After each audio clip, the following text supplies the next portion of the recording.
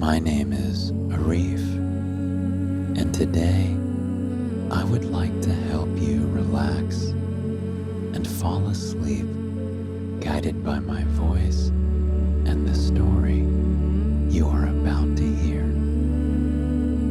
Tonight, I will tell you a story about how the 4 seasons came to be. But before we start, let's take some time to relax. Make yourself comfortable. Expand your breath as you stretch. And relax each muscle. Breathe deeply. Inhale, exhale. As you breathe in, feel how your pillow supports you. Sink into it with your weight. Let it take more and more of your body's heaviness or tiredness. And let's be still and quiet for a few seconds longer.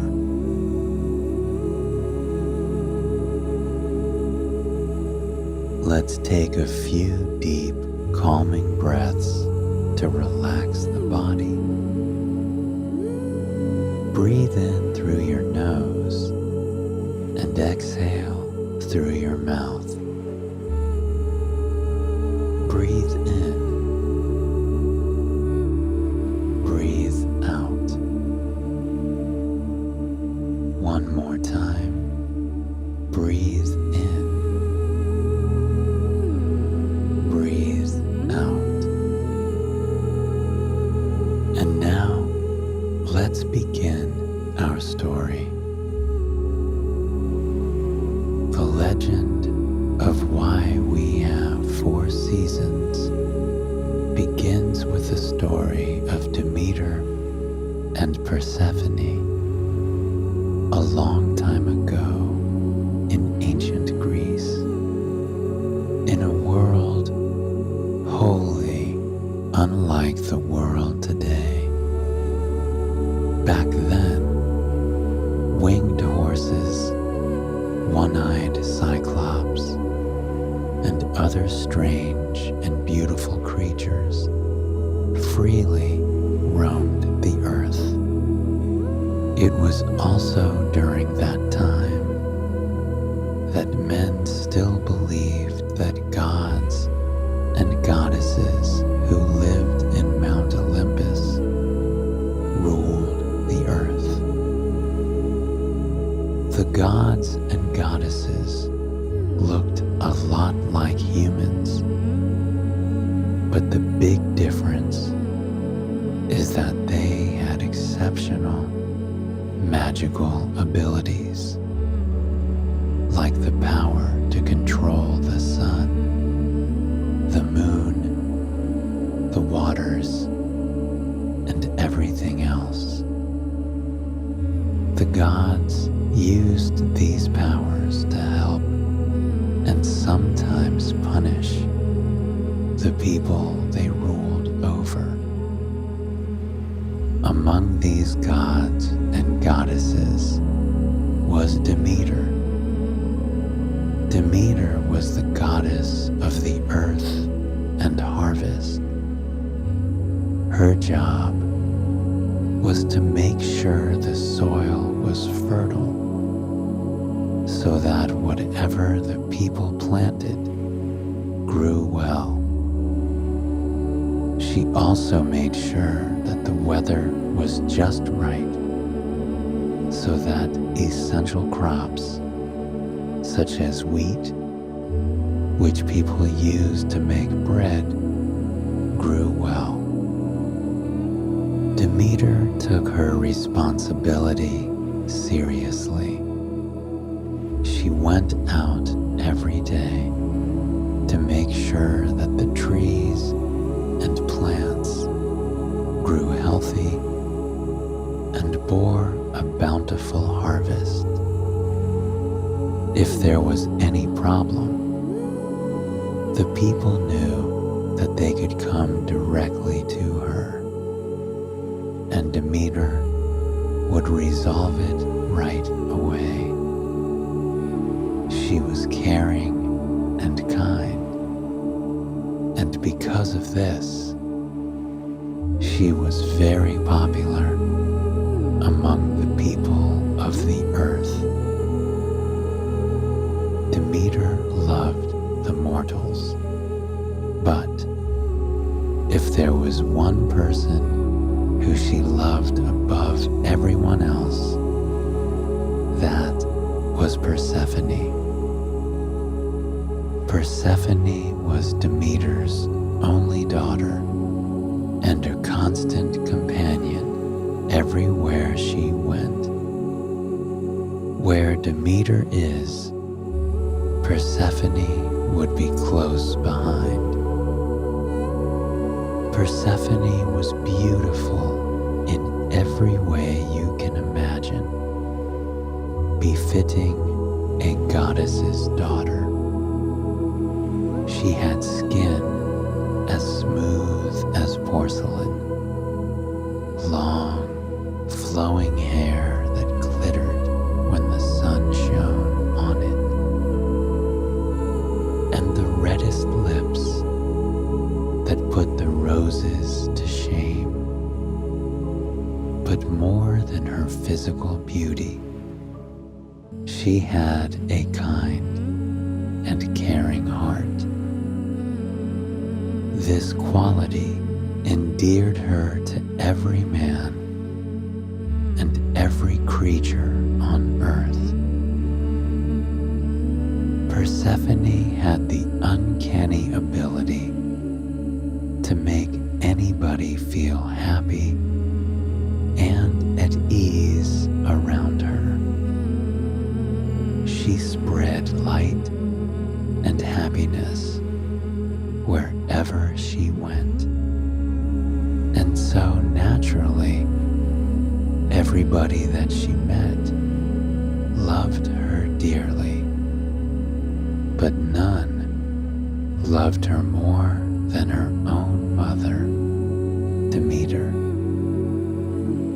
Demeter liked nothing more than to spend hours in the company of Persephone. They talked about everything, laughed, and sang every song. Demeter loved taking care of Persephone and was a proud mother as she watched Persephone grow into the charming and caring young woman that enchanted everyone and everything around her. Unbeknownst to Demeter, Hades, the god of the underworld, was one of Persephone's most ardent admirers. Her radiance and light fascinated him, and he desperately wanted her to be his queen. One day, Persephone was gathering spring flowers with her mother. She sang as she picked the brightly colored flowers from the field, all the while thinking how her mother's face would light up when she gave her the flowers. As Persephone was happily picking flowers in the field, the entrancing smell of the narcissus flower caught her attention. I must have that flower to give it to my mother, she thought, as she followed the flower's scent, which led her far away from the protective gate of Demeter. She was ecstatic to find out there was a whole field of narcissus for her to pick. She quickly knelt and picked the narcissus flowers until she had more than she could carry. However, because she was so preoccupied with picking the narcissus flowers, she didn't notice that everything around her had suddenly turned eerily quiet. The birds stopped singing, and there was an ominous feel to the wind. Something was going on, but what? When she finally stopped picking the flowers for long enough to notice the strange feeling that was enveloping the field, it was too late. The earth suddenly cracked open, and Hades, the ruler of the underworld, emerged in a black chariot, pulled by 9 fierce hellhounds. Persephone froze in fear at the sight of Hades in his chariot, and try as she may, she couldn't get on her feet to run.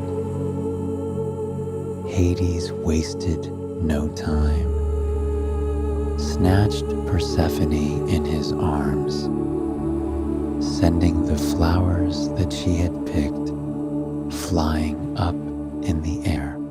Hades and his hellhound-drawn chariot returned to the underworld, taking Persephone with him. The earth closed as it had opened and left no trace of the terrible thing that had happened, except for the narcissus flowers scattered in the field. Hades brought Persephone to the underworld, a dark, lonely kingdom that he ruled. As soon as they arrived, he led Persephone to a room filled with gold, jewels, silk, and rows of food-laden tables. Please, don't look at me that way. I will not hurt you while you are under my care. Say that you will be my queen, and I will give you everything that your heart wishes. Hades said to Persephone. Persephone had heard tales of Hades from her mother, and none of them were pleasant. He could be cruel at times, so she knew that if she were to survive this ordeal, it would be in her best interest not to say anything to anger him. She also knew that if she ate any food from the underworld, she wouldn't be able to return. She just had to play along with Hades and try not to eat while she attempted to figure out the best way to return to her mother. What my heart desires is for you to return me to my mother, Persephone said to Hades, trying to sound brave, although he terrified her. Ask me whatever you like, but that, my lovely Persephone, don't worry. You will learn to love this place, and maybe in the process, learn to love me. You are free to roam anywhere you please in the underworld, but know now that you can never escape this place, Hades said, as he left Persephone alone in her room. Meanwhile, Demeter couldn't do anything but pace around, wondering where Persephone was. It was dusk, and there was no sign of her daughter.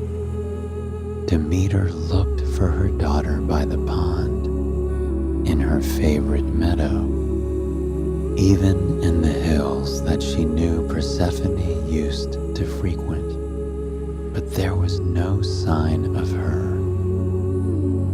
Persephone, Persephone, where are you? Demeter called out to her daughter, but no matter how many times she called her daughter's name, there was no answer. Exhausted, Demeter went home and cried herself to sleep. The next day, she searched for her daughter once more. Demeter searched inside the caves, the rivers, and the meadows. She left no stone unturned, but alas, Persephone was nowhere. I will not rest until I have found my daughter again, she told herself, as she stared absent-mindedly into the horizon.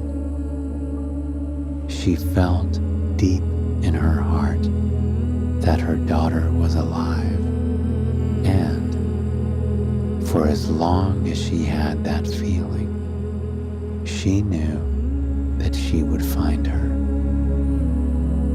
Demeter looked for her daughter day in and day out. Because of this, she no longer paid attention to her duties as the goddess of the earth. The soil was no longer fertile, and nothing grew well. It alarmed the people because if this situation continued, there could be famine in the land. The people prayed desperately to Demeter, but she was deaf to their pleas. There was only one thing in her mind and her heart, and that was to find her daughter. The situation had gotten from bad to worse, and the people's prayers reached Zeus, the king of gods himself. He grew concerned about how Demeter was behaving. It wasn't like the goddess of the earth to abandon her duties. Zeus sent his trusted messenger, Hermes, to find out what happened. Zeus learned from Hermes that Hades had kidnapped Persephone, and that Demeter had forsaken all her duties to look for her daughter. Concerned that if this situation continues, the people might starve, Zeus asked Hermes to bring Demeter to him so that he could talk some sense into her. Zeus could not hide his surprise when he saw Demeter's state. She had disheveled hair, dirty clothes, and there were dark circles under her eyes. Her eyes lost all its glimmer. She was a shadow of her former self. Demeter, you have abandoned your duties as the goddess of the earth, and you have turned a deaf ear to the people's cries. Go back to your duties once more and restore order to the earth, Zeus said to Demeter gently, as he felt sorry for her. I am looking for my daughter Persephone, and I will only restore the earth if she is returned to my side safely. Tell me where she is, Demeter told Zeus stubbornly, her hands clenched into a fist on her sides. She knew that the king of the gods knew what had happened to her daughter. Zeus knew that there was no reasoning with a mother who was desperate to find her daughter. And so he struck a deal with Demeter. Very well. Hades brought Persephone to his kingdom to be his wife. And, as you know, I rarely interfere, but this situation is different. I will send Hermes to negotiate her release. But you must give me your word that you will restore order to the earth once she is by your side. Demeter stared at Zeus for a few minutes before answering. She was trying to control the rising anger that she felt inside. Persephone was kidnapped, and by Hades of all the gods. When she spoke, her voice was stern but soft. You have my word. As soon as Hades returns Persephone to my side, I will restore the earth to all its glory, Demeter said. Zeus nodded to his right, where Hermes was standing, and with this, the messenger of the gods went to the underworld to negotiate Persephone's release. In the underworld, Persephone's inner light and sunny disposition transformed the sad and gloomy atmosphere of Hades' kingdom. Where there was once barren land, small white flowers grew by the river Styx, comforting the lost, and confused souls ferried there. Her kind heart even tamed the hellhounds, who now followed her everywhere. Even if she didn't want to admit it, but Hades' sincerity and patience moved her kind heart, and slowly she accepted Hades' invitation to explore his kingdom. Her presence alone lighted up the underworld. She missed her mother terribly, but she had enjoyed the company of the god of the underworld, and she was considering becoming the queen of the underworld. Hermes found Persephone sitting with Hades on an elegantly curved couch made from the most elegant gold. Hades had a pomegranate in his hand. "Persephone, my only love, you have eaten nothing since you came here, and I am distraught that you might fade away if you do not eat. Eat just a little of this delicious fruit," Hades said to Persephone, extending the fruit to her.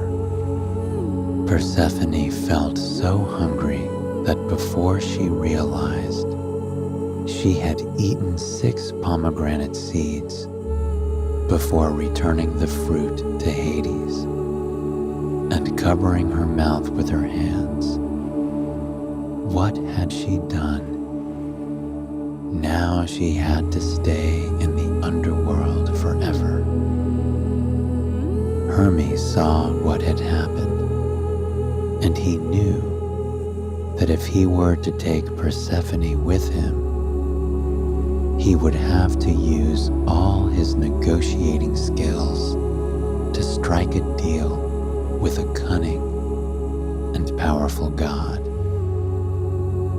"Great Hades," he began as he approached him, "I am here at Zeus's command to bring back Persephone to her mother.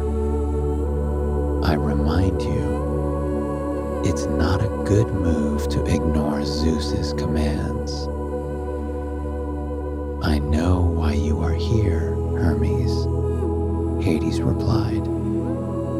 He had known from one of his spies that Hermes was on his way to take Persephone away from him.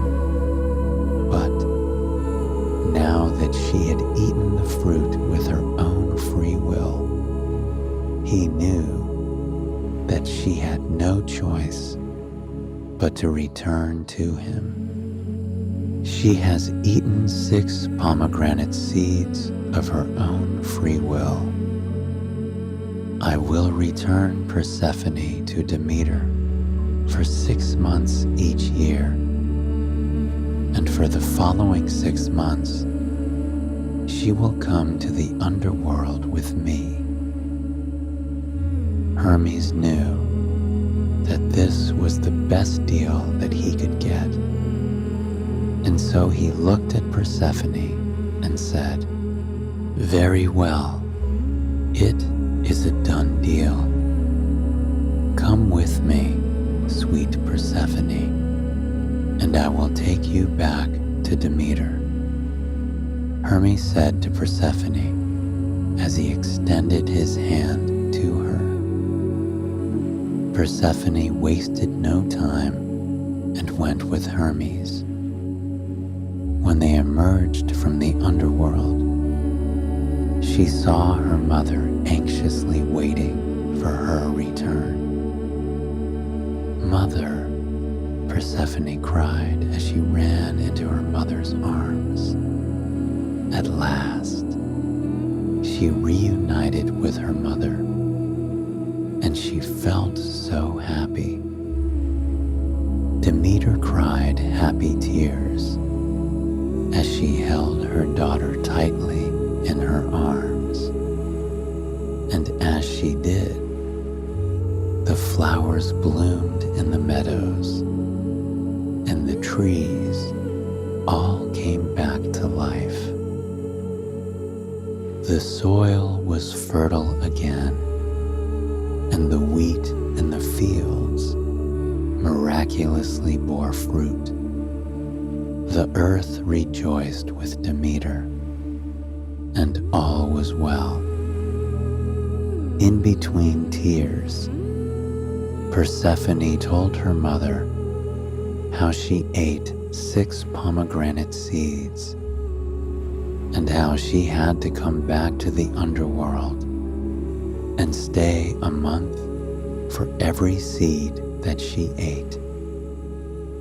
And so the 4 seasons as we know them today came to pass.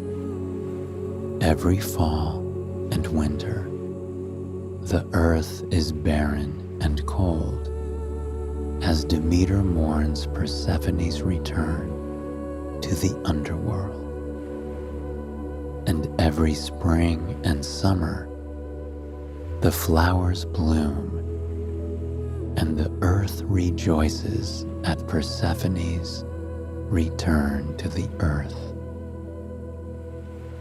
And this is the story of how the 4 seasons came to be.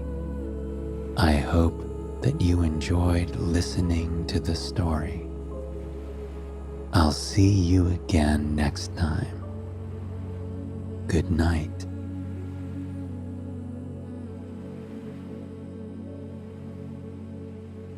Welcome to Soothing Pod's Sleep Stories.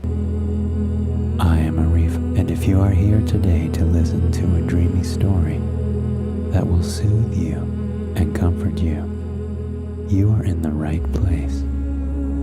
Tonight, I will tell you a story about how the goddess Athena taught Medusa a very important lesson about what it means to be beautiful.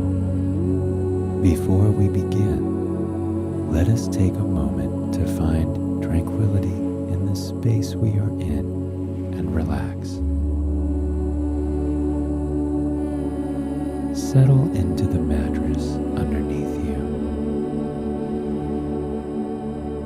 Feel the weight of the day leave your body as you sink deeper and deeper into the comfort of the bed. Gently place your hands on your stomach. As you inhale and exhale, focus on the rise and fall of your hands.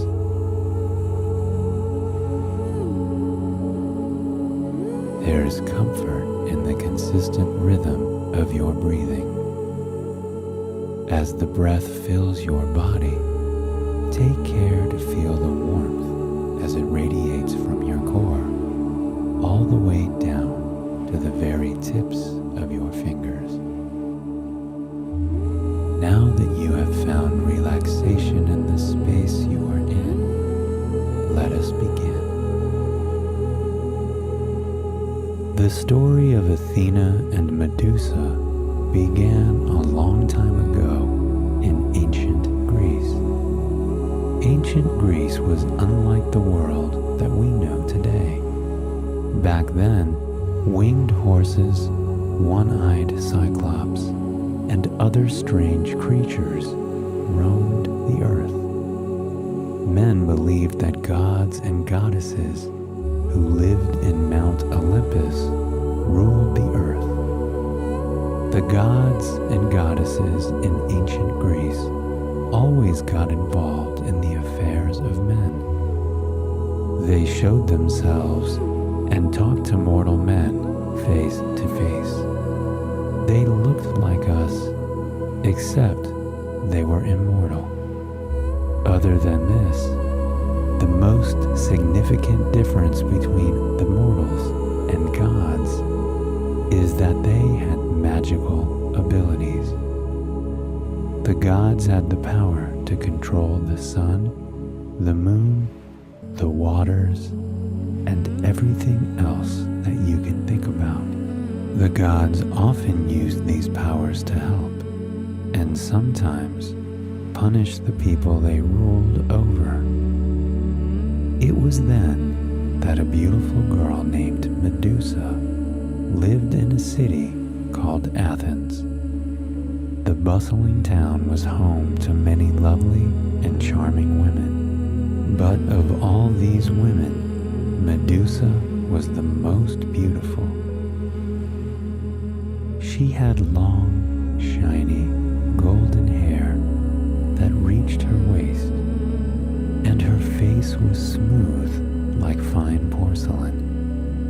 Her face was so perfect that it rivaled that of the gods and goddesses. Men came from faraway places just to get a glimpse of her beauty.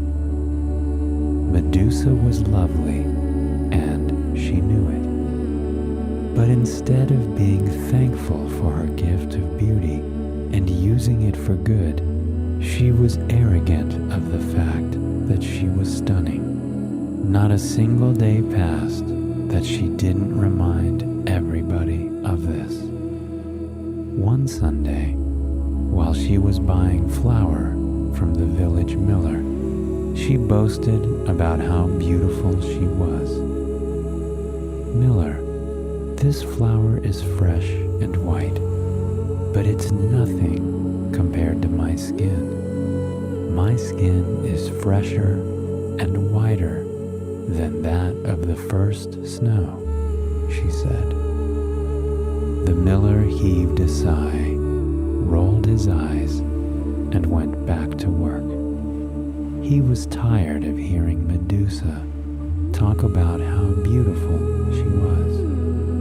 Medusa's bragging didn't end there. She bragged to the cobbler that her blonde hair glowed brighter than the sun. She told the blacksmith that her eyes were greener than the most exquisite emeralds. And she boasted to everyone within earshot in the public gardens that her lips put the reddest roses to shame. There was no end to her arrogance. When Medusa wasn't busy sharing her thoughts with anyone about how beautiful she was, they would find her looking and admiring her reflection in the mirror. In the mornings, she would spend hours admiring herself in her hand mirror as she brushed every strand of her long golden hair. "There is nobody more beautiful than you. Not even the goddesses compare to your beauty," she said as she pursed her lips and made kissing motions to herself. At night, she would close the windows and look at her reflection in the darkened mirror for an hour before she got tired and went to sleep. Medusa would take any opportunity that came her way to either talk about or admire herself. She became so self-absorbed that she didn't care about the surrounding people anymore. She could no longer carry out tasks her parents asked her to do without forgetting what it was she was going to do when she was looking at herself. One time, her mother asked her to take some water from the nearby well. Medusa obeyed her mother, but she took too long to admire her reflection in the well, and she forgot to fetch the water. "I'm sorry, Mother, but I forgot to take the water. But aren't you proud that you have such a lovely daughter like me?" she said to her mother without an ounce of guilt. All her mother could do was sigh. She didn't know what else to do with her daughter. Every day, she prayed to the gods, to the goddess Athena, the patron of the city of Athens, to help her daughter be humbler. One day, Medusa's closest friends, who took care of the Parthenon, invited her to visit the temple with them. Medusa was very excited because this would be her first time to visit the famous temple. But more than visiting the temple, she was looking forward to showing off her beauty to the people who went there. Later that night, Medusa asked her parents' permission to go with her friends to see the Parthenon. It thrilled her parents when they heard that their daughter was taking an interest in some other things other than herself, and they agreed right away. Perhaps the goddess had listened to their prayers. You should see the pantheon that the great Pericles constructed. It thrills your mother and me that you've taken an interest in the goddess Athena, her father said. To appease and not go into another argument with her parents, Medusa nodded in agreement. But what she didn't tell them is that she didn't care about the goddess Athena. Medusa only cared that she would show other people how beautiful she was. Medusa woke up even before the rooster crowed the next morning. She went to her closet and wore the fanciest and most expensive clothes that she owned, brushed her long hair, and put on her best hair clips. In her excitement, she didn't spend that much time admiring herself in front of the mirror, like she usually did every morning. She bid her parents goodbye and went off to meet her friends. When she and her friends arrived at the temple, she couldn't help but stare in awe at how big and wonderful the temple was. Medusa, I'm not sure if you're interested or not, but the Parthenon has 46 columns on the outside and 18 on the inside. It was Ceres, her friend said to her. Thank you, but I need not know how many columns are inside this temple, Medusa said, as she interrupted her friend. Ceres, instead of telling me about the temple, why don't you tell me about how I look? She asked her friend as she twirled around to give her friend the full effect. You look lovely as usual, her friend Ceres replied. We will leave you here while we attend to some more important temple duties. Please look around and explore the temple. We will find you once we finish with our duties.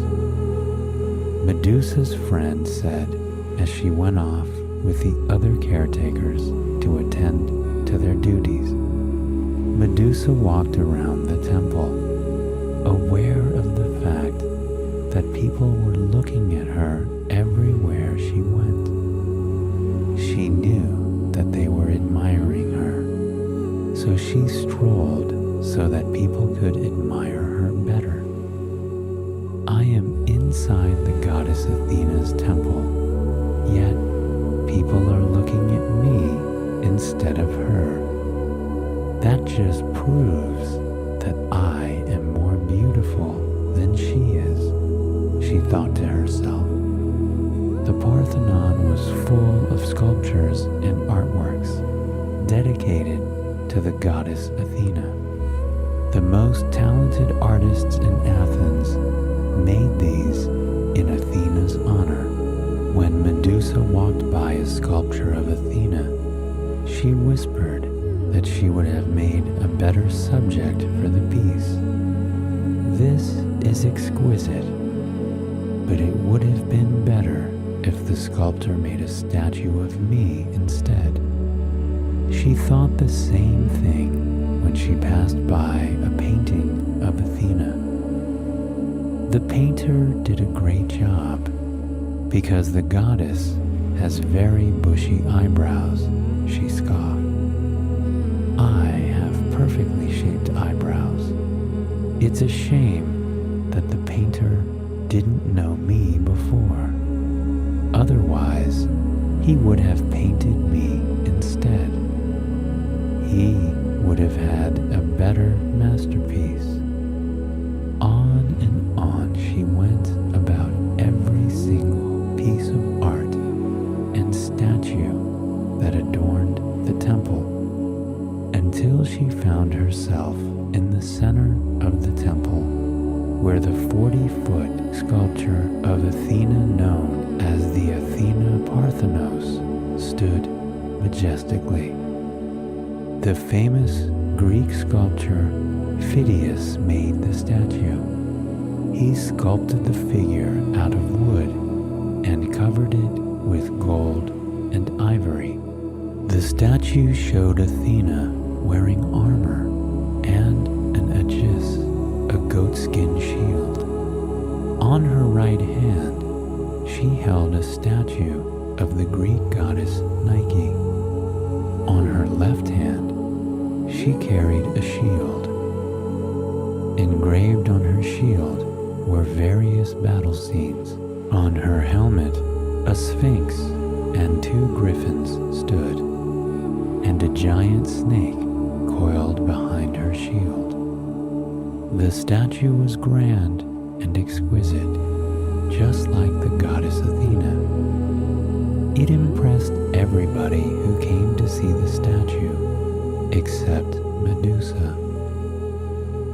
The temple is beautiful. It's such a shame that it's built and wasted on Athena. I'm sure even the gods will agree that I am more beautiful than she. Maybe one day people will build an even bigger and better temple dedicated to my extraordinary beauty. What she had said shocked her friends and temple priestesses working within earshot.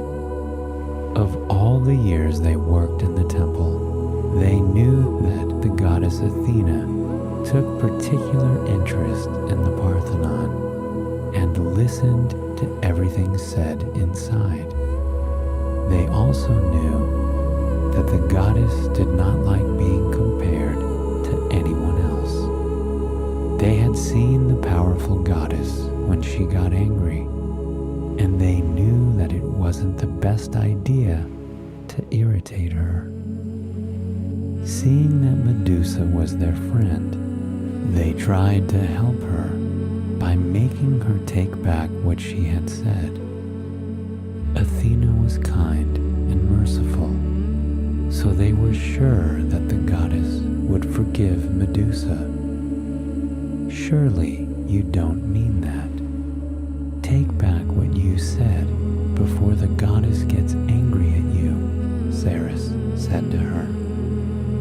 Why should I take back what I have said when it is the truth? Medusa asked in disbelief.